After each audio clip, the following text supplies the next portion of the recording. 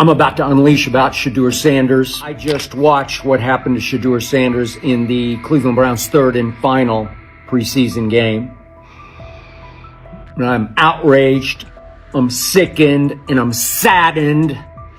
By the way, Shedeur continues to be treated in the National Football League now by those sorry-ass Browns and sorry-ass Kevin Stefanski. The Cleveland Browns are once again mishandling a promising quarterback. Skip Bayless criticized the organization for failing to develop Shedeur Sanders and for misusing his skill set. He argued that the team's decisions are undermining Sanders' progress and turning a major investment into a cautionary example. Bayless pointed to inconsistent usage, questionable play calling, and a lack of clear direction as key issues limiting Sanders. He said the Browns need a defined development plan and stronger support if they expect Sanders to succeed. Skip Bayless delivered a direct, critical assessment this week. After seeing Shedeur Sanders in a Browns uniform, he argued that Cleveland is mishandling the quarterback and undermining his development. Bayless said the team's approach shows poor planning and inadequate support around Sanders. He dismissed excuses about strategy and emphasized the need for better coaching,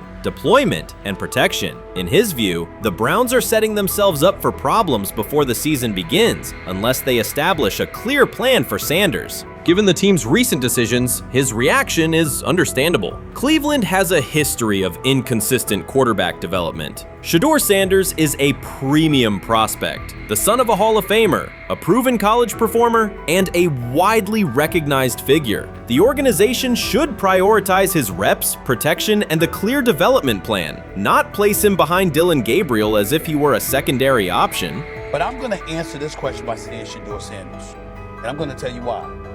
I think he's being set up to fail. That's right, I'm going to say it. Okay. Here we are on national television, right? There's been 11 practices, if I remember correctly.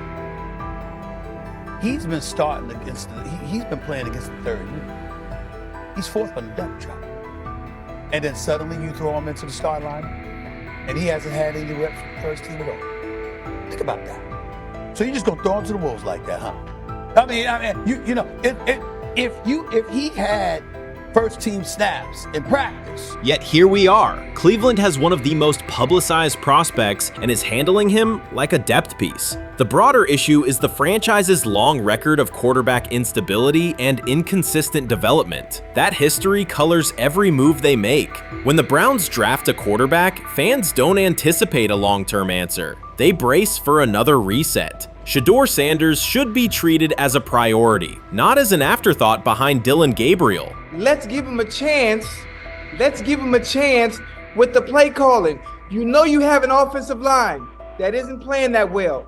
So what do? Why not just play the short game so he can get the ball out of his hands very fast to run a competent goddamn offense? Outside of that, Shedeur has to be better in understanding that the offensive line that you're working with right now is not adequate. Why not allow the players that are competing for a job, in this instance, Shedeur Sanders, to finish off the 2-minute drill? When Browns fans see another quarterback selected, they brace for another setback. The franchise's recent history, from Johnny Manziel's failed stint to the rocky handling of Baker Mayfield, reflects inconsistent development and short-term decision-making. Against that backdrop, Skip Bayless's reaction to Shedeur Sanders on Cleveland's roster was blunt. He argued the team is already mishandling a premium prospect by treating him as a secondary option instead of a centerpiece for the future. Bayless's position is straightforward. Sanders is not just a name, he brings proven college production, leadership traits, and significant visibility that can strengthen both the offense and the organization's broader profile. Burying him on the depth chart behind Dillon Gabriel signals a lack of a clear development plan and wastes early momentum. Instead, Bayless contends, Cleveland should establish a defined pathway. First-team practice reps, protection and personnel tailored to his strengths, deliberate play calling that accelerates processing, and measured in-game opportunities that build confidence and execution. In his view, the Browns need alignment from the front office to the coaching staff to prioritize Sanders' growth. Continuing to treat him like a depth piece risks repeating the same cycle that has undermined previous quarterbacks. Committing to a coherent plan gives Sanders and the franchise a realistic chance to convert potential into sustained performance. What it is that they're doing is they're treating Shedeur Sanders like a 5th-round pick. Right? We're not covering every 5th-round pick in the NFL hoping that he gets an opportunity to be the starter on day one. We felt like, oh my goodness, they got a diamond in the rough. Shedeur Sanders fell to the 5th round. They felt like they evaluated him there, and that's where they picked him. And they're playing the guy that they picked in the 3rd round over him because they evaluate him at a higher level than what they do Shedeur Sanders. And I get it. The Cleveland Browns are once again creating problems of their own. Their latest misstep centers on Shedeur Sanders. Ryan Clark and Dan Orlovsky have both noted that Cleveland is repeating the same mistakes. The team spent valuable draft capital and is now undermining that investment. This reflects a persistent issue in the organization's decision-making. It's not just a football decision, it's a pattern of self-inflicted setbacks. Habits and some of the traits that we saw show up in college were very prevalent this past weekend against the Rams. Holding onto the football, catching the snap and not reading the defense, kind of evaluating what the defensive line is doing, and then trying to see if you can go make a play, and that's the concern. Okay, it's 1st and 10. They want a play-action double move at the bottom of the screen. The route doesn't win, and then the protection breaks down a little bit. You're taught as a young quarterback, protection breaks down, find the closest check down. It's right there, it's 1st and 10. He gets to like the 4th part of the Cleveland Browns have long carried a reputation for instability. Even when it appears they are turning a corner, the organization finds a way to create new problems. Momentum gives way to questionable decisions and progress stalls. The latest situation centers on Shedeur Sanders. It highlights recurring issues in leadership, planning, and execution. Instead of establishing a clear path forward, Cleveland risks undermining its own investment. There's a lot of players who feel like they should have been picked at a certain spot, should have been viewed in a certain way. But when you get on these teams, it's about developing the team, not doing what's individually best for a certain player. And that's what Kevin Stefanski has to do. And I get it. We want to say all the reasons why what's happening to him isn't right. But maybe we aren't right on the way that not only the entire NFL viewed him, but now the Cleveland Browns view him as well. Shedeur Sanders was not brought in to be a placeholder or a scapegoat. He is expected to be the long-term solution, a high-upside quarterback with the tools, poise, and Sanders' pedigree to elevate the roster. The focus should be on developing him and positioning him to lead the team forward. They sabotaged it. They rigged it against him today, putting him in with 3rd and 4th stringers, 5th stringers. You got no shot at quarterback. They threw him in because they didn't want him to make any more splash and put any more heat on Stefanski. It's a desperate, dangerous situation in which he's got no shot, man. He's throwing to Sal freaking Cannella? What? But he got sacked 5 times because he's hanging on the ball trying to make a play, and nobody can separate. Then it comes down to a couple of minutes are left, and Shedeur tries to go on the field, and Stefanski puts Tyler Huntley in place of him. Excruciating to watch. Shedeur Sanders brings accuracy at all levels, steady leadership, and the kind of composure that comes from handling pressure. Fans were energized, and the league was paying attention. For once, Cleveland had a credible source of hope at quarterback, then the familiar pattern returned. Instead of committing to a clear development plan, first-team reps, stable direction, and a defined timeline, the Browns introduced uncertainty and slowed his progress. Rather than building around him and giving Shedeur a direct path to lead, they split priorities and sent mixed signals. The result is momentum stalled at the very point it should be accelerating.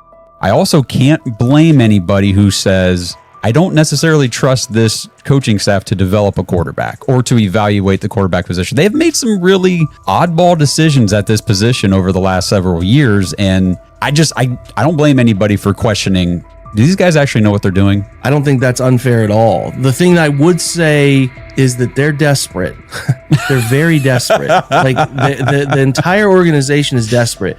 And if you really think they're going back to the coaches' offices and all getting around the table after session. This wasn't about scheme or play design. It was a pattern of mismanaging a young quarterback. From the start, the signs were clear. Shedeur Sanders arrived at camp without priority first-team reps or the confidence-building snaps a rookie need. Instead of a defined development plan, he was asked to to compete from behind, treated like a depth option rather than a long-term starter. The message was, earn it later rather than build it now. When game action came, he was put on the field with limited preparation. Protection was inconsistent, and the play calling did little to ease his transition, more a stress test than a structured debut. The approach emphasized survival over progression, creating conditions where mistakes were likely and growth was harder to achieve. Analysts Ryan Clark and Dan Orlovsky highlighted the same points. The issues reflected organizational choices, not a shortfall in Sanders' ability. This was not a rookie collapsing under pressure. It was a franchise failing to provide the support, reps, and clarity required for a first-year quarterback to succeed. Shedeur moves slowly, kind of trying to see what's going on, and then that creates that sack fumble. So a lot of the stuff that we just saw in college is a big deal. This ball gets snapped at the 48-yard line. Defense has won the rep. Play is dead. Throw the ball away. Yep. It's first down. But instead we run and it's a 2.5, 3-yard loss. So instead of being 2nd and 10, we're 2nd and 13. We're dead. Again, here's the opportunity to throw the juke route. Hold, scramble. So some of those things that I was and others were concerned about on the college tape showed itself again. This is not the end of the world, though. This is part of his development. Cleveland managed to take a highly promising rookie and within weeks put him in a position where he looked unprepared. Ryan Clark called out the core issue. A first-year quarterback cannot succeed without protection, clear situations, and a controlled environment. Dan Orlovsky added that when a young quarterback isn't given structure, support, or coherent schemes, you're not evaluating ability, you're manufacturing failure. That's what happened to Shedeur Sanders. Browns fans weren't just disappointed with the results, they were alarmed by the process. This is a fan base familiar with quarterback missteps, yet even they recognize the pattern. A talented prospect subjected to poor planning and inconsistent guidance. After one preseason setback, the conversation shifted toward maybe Shedeur isn't ready instead of examining coaching, play design, and preparation. The reality is clear. The question isn't whether Sanders is ready, it's whether the Browns were prepared to develop and support him. Well, that would be a nice exit strategy because he would come up as doing Shedeur a favor. I mean, one's got to go, right? One's got to go, to clear this thing up. At some point, but I'm sorry, I know they don't care. If they were to trade Shedeur Sanders now after that preseason performance and he would go on to be good. The organization has cycled through quarterbacks for years, and the pattern is unchanged. Blame the player, protect the system, and repeat the same mistakes. Fans are split. Some argue Shedeur Sanders needs time and support, while others treat one rough outing as proof he isn't the answer. That division hides the real problem, the Browns' process. This isn't Shedeur failing, it's the team failing Shedeur. Across the league, successful teams create clear development paths. Kansas City brought Patrick Mahomes along behind a veteran and tailored the offense before handing him the job. Houston committed to CJ Stroud, built around his strengths, and let him grow with consistent direction. Smart teams invest, protect, and show belief.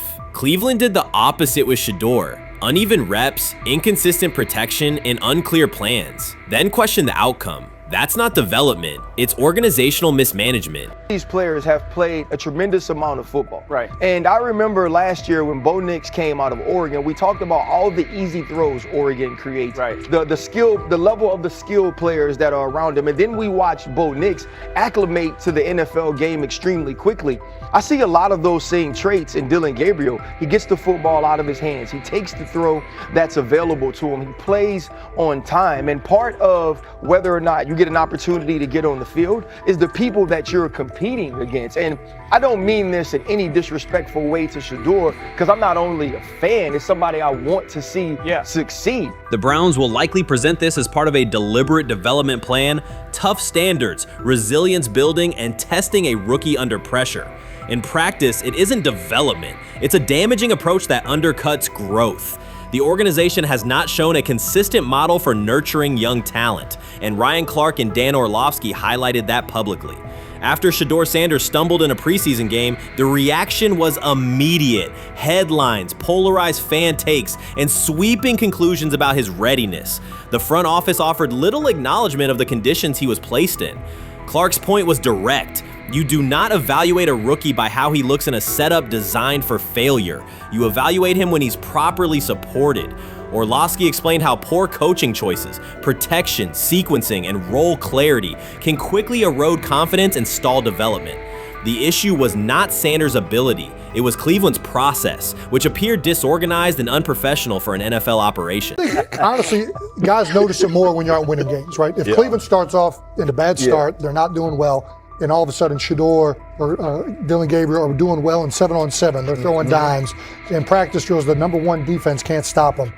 People take notice of that, and the more that the players see it, they're gonna then the comments start happening over the lunch table. They start happening throughout the building, and that's when the pressure really will get severe. The Cleveland Browns were focused on resolving their quarterback situation until Jason Kelce made pointed comments that triggered a strong reaction from ownership. The response inside the organization was immediate and intense. What exactly did Kelce say that has the dog pound on edge and the front office under pressure? We've seen that miserable game by the Cleveland Browns. So they throw Joe Flacco in there, and I like Joe Flacco. He did good, but they gave him the resource of all the first-team guys. Then they throw Dylan Gabriel in there with first teams and second teams. So Dylan always is getting protected. The same thing again, they gave this scrub max protection on every play. Yeah, he completed some passes, but let's talk about his mistakes. He's still inconsistent with his throws, but he at least had max protection. The Cleveland Browns continue to be defined by inconsistency and avoidable setbacks. Even as fans hoped the organization had turned a corner, Jason Kelce, fresh off retirement, offered a direct critique that reignited doubts about the team's direction. His remarks implied the franchise's structure and decision-making remain unstable and recent progress may not hold. The takeaway for leadership is straightforward. Identify core issues, align on a coherent plan, and execute with discipline. For supporters, it's another sign that the problems run deeper than a single season. They throw Shedeur Sanders in there with the lowest cab drivers you couldn't even get on 5th Street. And I'm pissed off, bro, because the play calling was abysmal. Look, even if you don't like Shedeur didn't even get a chance to be trash.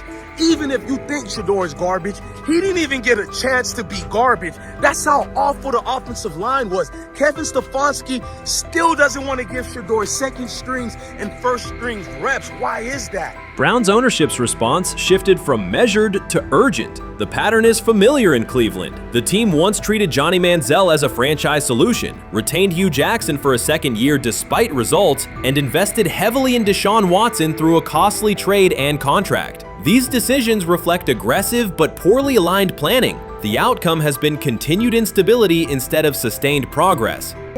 That this was the guy that they wanted to start. He's seasoned, he's experienced, he still has a big-time arm, even at his age, and they open with the Cincinnati Bengals. They wanted that experienced guy. He was always going to be the guy. They were not going to start Dylan Gabriel or Shedeur Sanders in week 1. Kenny Pickett had a hamstring injury. It makes it easy to go with Joe Flacco. And the question isn't and wasn't going to be who's the starter in Cleveland. The question is, who's going to be the backup in Cleveland? Who's going to be the number 2 quarterback when they open the season against these Bengals? Fans still show up season after season, expecting improvement and bracing for setbacks. The usual pattern has been early optimism followed by a gradual collapse. But last season was different. For a sustained stretch, the Browns looked organized and competitive, resembling a functioning team. Couple days, 3 days until roster cutdowns. How do you feel about that? Do you feel like you belong here on this team?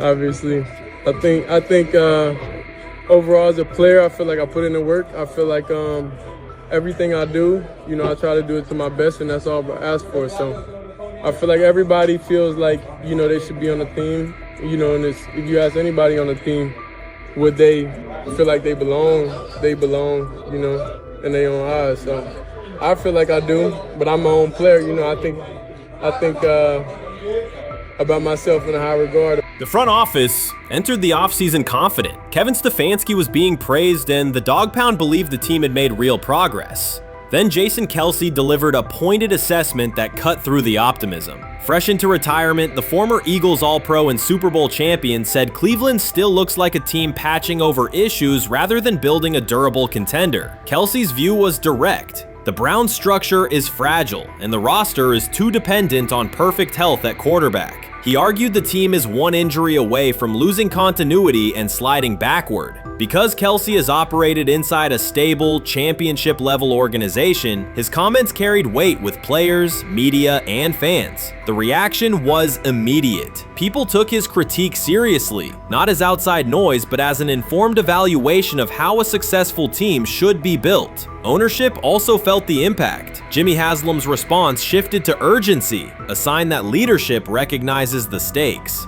The criticism arrives in the context of prior high-risk decisions, especially the fully guaranteed $230 million commitment tied to Deshaun Watson. Watson has missed time and shown inconsistency when available, and the contract has constrained flexibility. Kelce's remarks highlight why depth, alignment between the front office and coaching staff, and a clear contingency plan at quarterback are non-negotiable. The takeaway is straightforward. Cleveland must convert last season's progress into a stable framework, protect the quarterback, deepen critical positions, and establish a plan that survives injuries and short-term setbacks. Without that, the games that fueled optimism will remain temporary. If you're a betting man, who do you think starts for the Browns at quarterback? Okay, this is the situation. Kenny Pickett, they actually traded for him. Joe Flacco, no one's bringing Joe Flacco in the building thinking Joe Flacco's going to be the starter. If Joe Flacco is your starter, you got a problem. You have a huge problem. And if they were saying Shedeur was the starter as the 5th rounder, you got a real problem too, because he passed over all these guys in these reps in the offseason in shorts, in bikini shorts, Speedos and stuff.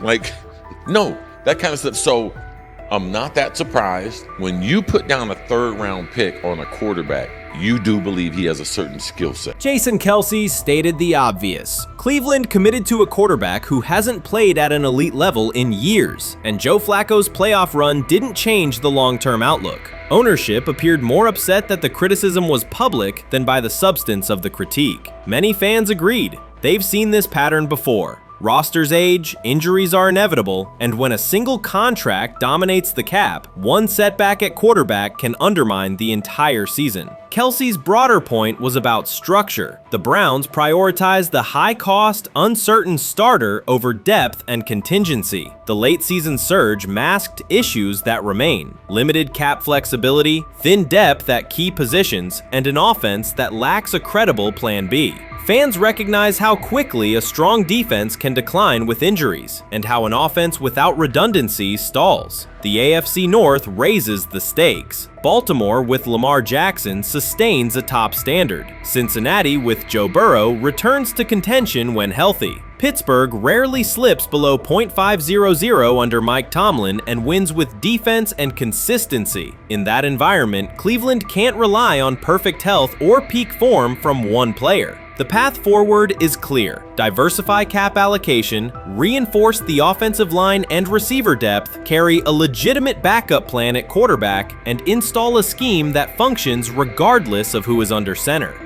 Given what we saw yesterday with Shedeur Sanders, somebody on the Cleveland Browns is 100% getting fired, probably by the end of this year. The person who's probably going to end up getting fired is Kevin Stefanski, because I know that he didn't want Shedeur Sanders on the team. It was Andrew Berry who made that pick.